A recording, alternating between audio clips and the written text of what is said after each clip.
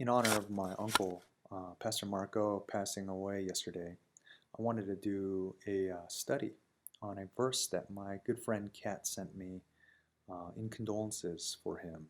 It's Psalms 116, more specifically, verse 15, which says, "Precious in the sight of the Lord is the death of his saints." So I studied this psalm to try to get some more insight into its meaning so I can kind of just meditate on that verse in mourning for my uncle, and I really got a lot out of it, and I just want to share that with you guys. In order to get the most out of this psalm, I wanted to take the top-down approach and understand what the psalm is, the lens I want to read it through. So Walt Russell says it's an individual thanksgiving psalm, which is a declarative praise song, meaning that it's praising God for his specific deliverance in a situation. So, what is the psalmist praising God for delivering him from?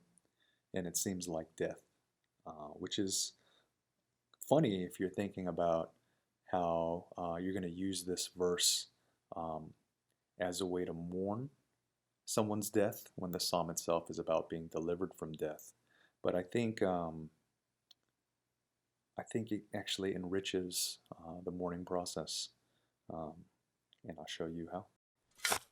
Psalm 116 opens with, "I love the Lord because he has heard my voice and my pleas for mercy, because he inclined his ear to me."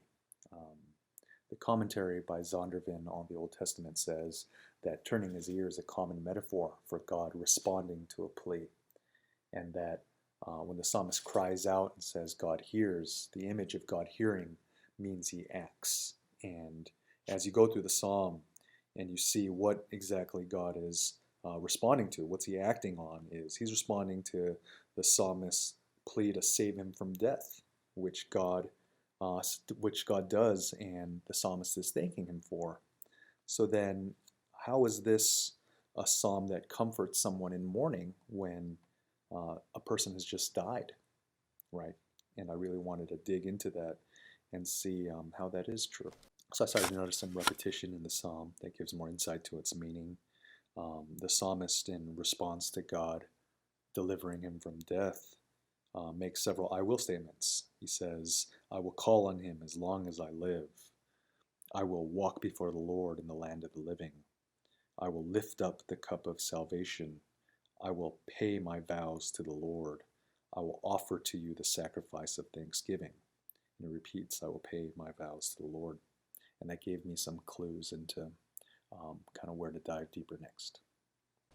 So looking into the insights on what a sacrifice of thanksgiving might be and what a sacrifice pleasing to God would be, Hebrews 13 really gives some good insight into that. It says, "Through him, then, let us continue to offer up a sacrifice of praise to God. That is the fruit of the lips that acknowledge his name. Do not neglect to do good and to share what you have, for such sacrifices are pleasing to God." So, in one way, the psalmist is doing that because he's offering up a sacrifice of praise to God. And then, in line with hearing being more than just with your ears, but the act of responding and doing, that the psalmist's response will then be to do good and share what he has, which will be a pleasing sacrifice to God. The psalmist's response to God delivering him from death is in verse 17. He says, "I'll offer to you the sacrifice of thanksgiving." So I wanted to zero in on some cultural insight that might color that meaning. And Zondervan says that when the psalmist feels passionately about his distress and plea, he might promise to bring an offering to God as an act of praise after God has delivered him. And the Holman Bible Dictionary says that the prophet spoke harshly about the people's concept of sacrifice. Right? People tended to ignore faith, confession, and devotion. And they thought the mere act of sacrifice ensured forgiveness. So God's view of the right sacrifice would really involve the heart. And I kind of wanted to see, okay, what is the heart then? So the verse I'm meditating on is, "Precious in the sight of the Lord is the death of his saints." And as I'm studying this passage, I'm wondering how it fits in, because the rest of the psalm seems to be about giving thanks to God for being delivered from death. And what that means then is, what it's saying is that the death of saints matter to God. That's why he delivers them from death. Then I'm thinking, how does that fit into a time of mourning where my uncle isn't delivered from death? He died. And what it's bringing me to is something profound. It's showing me that every moment of my uncle's life is precious and was precious. And when he died, it's exactly the time that God meant for him to die and wanted him to die. And that also means that my life now is very precious. What I'm reaping out of sowing into this psalm is first a reminder that in the Bible, hearing is synonymous with doing.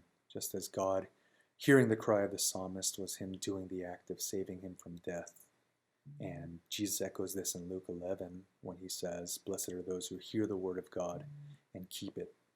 And what I heard in this psalm is that death matters to God, so this life is precious.